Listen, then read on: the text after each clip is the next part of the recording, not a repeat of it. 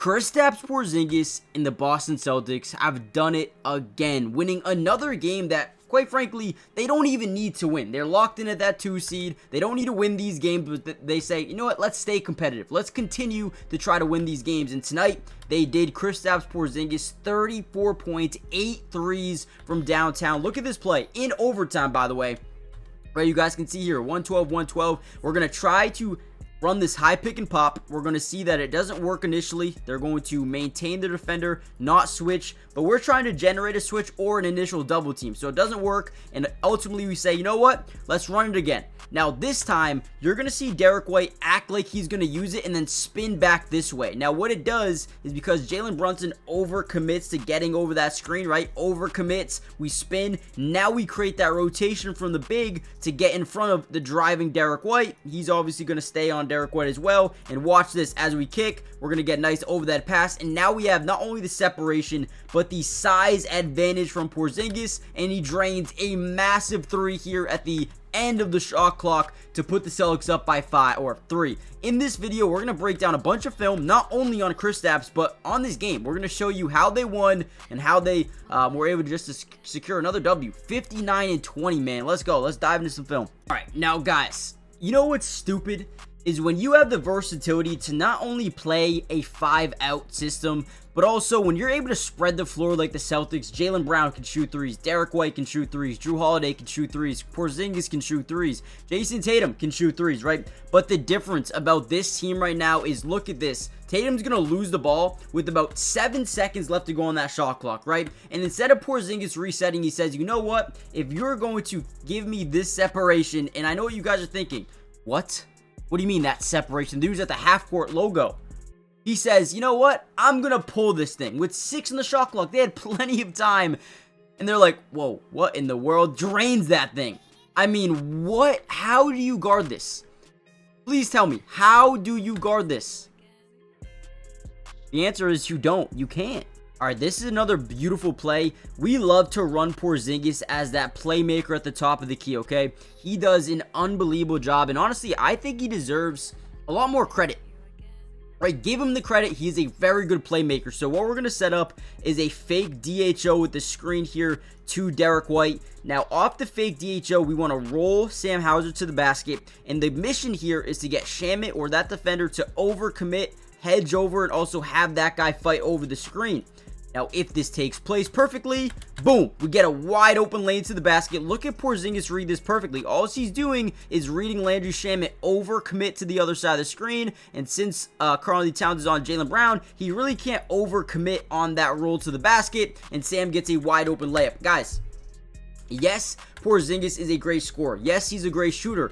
But things that people don't talk about is his playmaking abilities, IQ, and the overall ability to make the right play. And right there, that's the right play. All right, here we go again. Now, you can tell they were just toying with this Knicks team. We're going to come up, set a screen. We're going to act like we're going to use it. Instead, we're going to come back around this way. We're trying to force these defenders to overcommit that way. Force the big to slightly rotate over as his guy tries to get back into position, and OG Anunoby. So boom, we do it perfectly. Now Towns has to slightly just rotate over in that direction as OG gets back in front. And all we're going to do is hit the popper in Porzingis. Doesn't have to do anything. Now we have this separation. Now Porzingis, what I love about him is when you have this type of separation, he never hesitates. He's going to say, okay, I'm shooting this ball no matter what. Even if you close out, I'm not scared, right? So pull up, shoot, pretty much no contest. And his 6-3 of the game drained in the early third quarter portion, about 7:55 left to go in that third,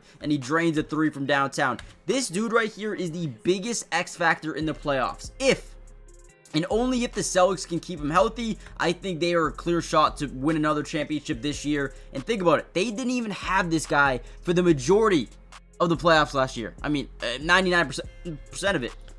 Unreal. Crazy. Now, before we get any further into this game, guys, do me a big favor. Hit that like button if you want more of these breakdowns. The playoffs are right around the corner.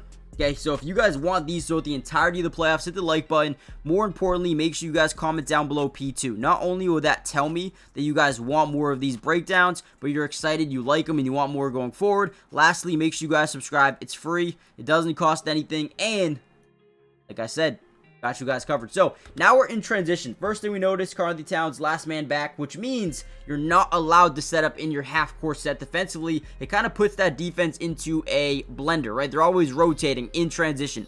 So what we're going to do is fill the lane perfectly. We get a guy to the top right corner, get a guy to the bottom left corner. We have Jrue Holiday filling. We have Kristaps kind of sitting in that gap of the defense because they're picking up here. I don't know what Josh Hart is doing. Looks like he's maybe double teaming. We got a guy here. We got a guy over here, right? So, I mean, we're just filling the lane extremely well, applying a lot of pressure here. And look at this. Porzingis in transition. Nobody rotates over. Usually you'll see that strong side corner rotation and then corner rotation from here, and then he picks up here, right? But they don't rotate at all. They say, yeah, you know what, Porzingis, we're going to give it to you. And again, massive mistake as he drains another 3-ball. Where could they go wrong in this game, man? I know this was a really tight one. Jaylen Brown only played about 22 minutes in this one. Tatum played 48. Got to give him a rest for the next game. Porzingis played a lot. Expect him to rest next game. Jrue played a lot. Derek White. Expect those guys to get some rest, man. But overall, what a game, man. Let's go, Porzingis.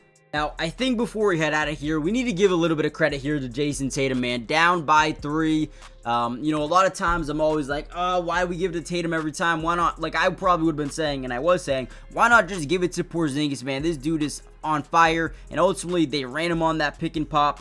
Unfortunately, they did not completely switch over, and Tatum did take this one-on-one matchup, drives in, gets his guy to overcommit. I mean, absolutely deadly right there, and Tatum steps back for a potential game-tying 3 at the buzzer. Essentially not really at the buzzer with 3 seconds left to go. This is a beautiful play. Not only do you start off with a really nice high pick and pop here with Porzingis, but you force that defense to be very mindful. Like, hey, we cannot completely double team off this screen. A lot of teams like to send a guy over and then rotate this guy over as well, but you can't do that with Porzingis, which, again, when you have Porzingis and Jason Tatum, or Porzingis and Derek White, or Porzingis and Jaylen Brown, it makes you such a hard team to play against because they can run the high pick and pop. They can run the high pick and roll, and ultimately, if you double team, yeah, you could stop Jason Tatum, you could stop Derek White or Jaylen Brown, but ultimately, if you don't double team, you leave a one-on-one, and that is not good as well. So, hey, Celtics got a massive win today. Hit that big 3.